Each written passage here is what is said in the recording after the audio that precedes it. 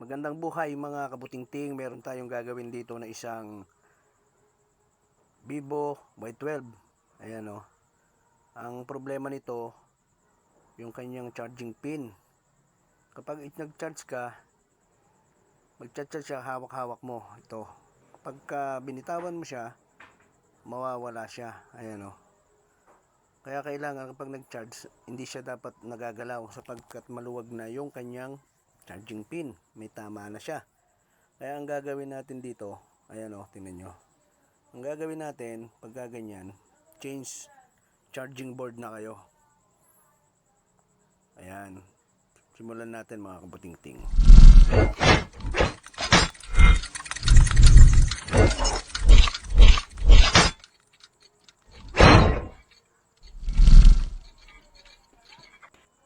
Unang gagawin natin, ito. I-off natin, tanggalin natin yung kanyang SIM tray. Dahil magbubukas tayo ng back cover. Ayan. Tanggalin natin yan para hindi siya mabaluktot o mabali. Ngayon magbabaklas tayo ng back cover dito sa may ilalim. Tsungkitin nyo ng cord. Ayan, ganyan ang gamitin nyo. Ngayon pagka naiangat nyo na ng konti, pwede nyo na siyang gamitan ng kuko kung medyo mahaba yung kuko nyo. Kung hindi, curve nyo na lang gamitin dire-diretso. Pwede rin yung baraha, pwede rin yung pinagalingan ng tempered glass na plastic. Ayan, basta maiangat nyo siya. Pag naiangat nyo sa ilalim, pag ganyan, huwag nyo iangat agad sapagkat yung flex nung ating fingerprint dito sa may kanan, dito sa kaliwa kayo magbubukas. Pag ganyan.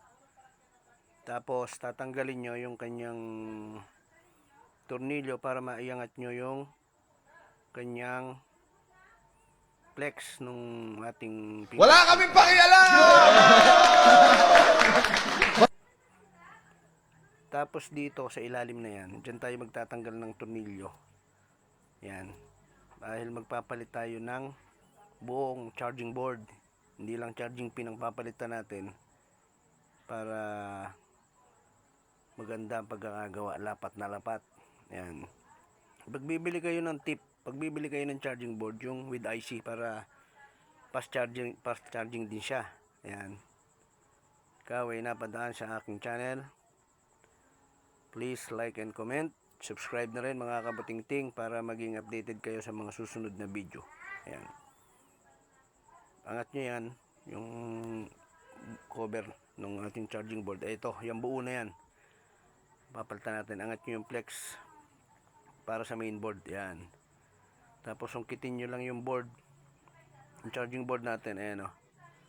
Tapos yung rubber nya, saka yung signal antenna, yung wire, ibabalik nyo yan. Ayan. Ito yung ipapalit natin. Ayan. Bago. Yung kulay green, ito kulay itim. Pero same din siya. Ayan o. Parehas siya. Kailangan sukat na sukat yan. Kung anong unit yung inyong papalitan. Ayan o. Pinilipat nyo lang itong rubber na yan para waterproof at hindi siya madumihan. Dustproof siya. Ayan. Hindi pasukin ng dumi. Ayan. Ayan ang protection niya. Tapos ito sa headset. Yan, yung goma na yan. Yan. Lilipat nyo parehas yan. Tapos kakabit nyo yung kanyang signal antenna. Tapos yung flex nung galing sa charging board saka sa papunta sa main board natin. Ayan, ilapat nyo lang na ganyan. Saktong-sakto yan, sok na sok yan. Tapos pagka na ilagay nyo na yan, ayan, nailapat nyo na lahat yung flex nung ating charging board. Tapos yung sa antena, ayan, kakabit nyo lang na ganyan yan. Medyo komplikado maliit yung kun ayan. Tapos ayan, pakikita ko sa inyo. Ayan o. Kahit hindi mo na siya galawin, didiin lang natin kasi yung board umaangat yung charging board nya para makita nyo. Ayan o. Tingnan nyo. Charge siya pagka ganyan. Ayan o. May signal ng kidlat. Ayan. Ngayon okay na. Ayan o. Buuin na natin mga kabutingting para magamit na nung aking asawa. Ayan. Shoutout sa'yo, Glenda Gueco sa Milin. Ayan. Okay, support naman po ang kanyang Facebook. at YouTube channel. Ang kanyang YouTube channel ay Glenn and Family Vlog. Gayon din po ang kanyang page sa Facebook, Glenn and Family Vlog. At ang kanyang main account sa Facebook ay Glenda Gueco Samilin. Ayan. Paki-follow na rin po. Ayan. Suporta po para sa aking asawa. Ayan.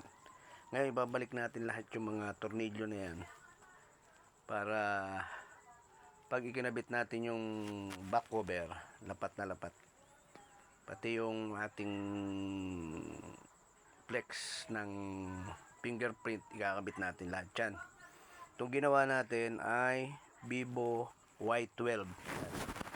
Same siya ng Vivo Y11. Ayan.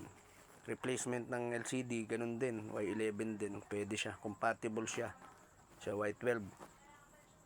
Ayan. Pagka naikabit nyo na lahat yan, tornilyo, isusunod natin yung kanyang, yan, ganyan lang pagkakabit niya, itapan nyo siya, tapos alalayan nyo para hindi mahila yung flex kasi manipis yan eh. Yan. Tapos ikakabit nyo na yung cover. Diin nyo lang, tutunog yan kapag lumapat. Ibig sabihin, nag-lock na siya. Ayan, ganyan ang gagawin nyo. Ayan o. Pagka nilapat nyo ganyan, diin nyo lahat. Tingnan nyo bawat sulok, gilid, gitna, yan. Tapos yung i-check nyo yung volume saka power kung lumulubog. Yun siya kasi naiipit yun eh. Ayan o, binitawan ko. Siyang salpak lang. Tayin lang natin. Lobat yata eh. Drain na drain yan eh. Ayan o. Tignan natin kung ilang percent. Malaman to drain na drain kasi nagluno ko nga eh. Ayan o. Kahit galawin nyo, bitawan nyo, okay na siya. Hindi katulad kanina pagka hindi mo hinawakan yung charger. Ayan, on natin. Ayan o. Tignan natin. Ayun o, open na. Balik na natin yung kanyang SIM tray para magamit na nung aking asawa. Ayan. Libre lang po ito pero mahal yung bayad. Ayan. Ayan, buuin na natin mga kapatingting. At magpe-Facebook na yung aking asawa. Ayan. Tayo lang natin saglit. At i-charge natin to para 100% para okay na. Pinalitan natin dito ay yung kanyang charging board. Wala nang iba. Yan. Tayin lang natin. Medyo, yan. Kita nyo, yan o. Dito, meron siyang sign nung kidlat. Ayan o. Ibig sabihin, nagcha-charge siya. Na kahit hindi mo hawakan yung cord nung charger. Ito, kahit galaw-galaw.